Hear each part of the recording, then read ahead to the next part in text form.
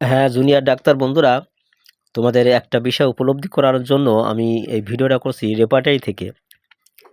আমাদের বর্তমান সমাজ, সংসার, অফিস, আদালত, বাজার ঘাট সর্ব জায়গায় কিছু লোক আছে দেখবে যারা পরে ছিদ্র অন্বেষণ করে, পরে দোষ ধরে, পরের দোষ খুঁজে বেড়ায়, পরের দোষ ধরে তাকে ছোট করার চেষ্টা করে।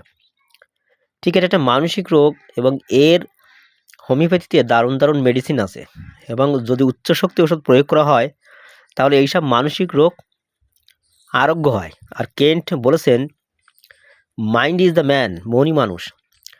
তাই আগে মনের উপর প্রভাব সৃষ্টি বেশি করতে হয় এবং আমরা যখন রুগী দেখব তখন হ্যানিম্যানের থিওরি অনুসারে শুধু মনের উপর ওষুধ দেবো না এবং শুধু ফিজিক্যাল শারীরিক উপর ওষুধ দেবো না, মন শারীরিক দুটো নিতে হবে।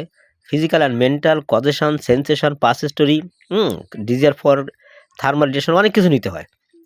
তো আমি এখন দেখো মেন্টালের সমস্যায় পরের ছিদ্র অন্বেষণ করে, পরের দোষ ধরে আমাদের মেডিসিন আর্সেনিক অ্যালবাম, সালফার।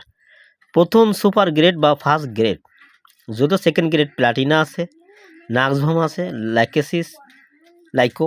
তবে এই মেডিসিনগুলো একটু মাথায় রাখবে যখন টোটাল কেস রেকর্ড করবে, তখন পরের ছিদ্র অন্বেষণ করে, পরের দোষ ধরে।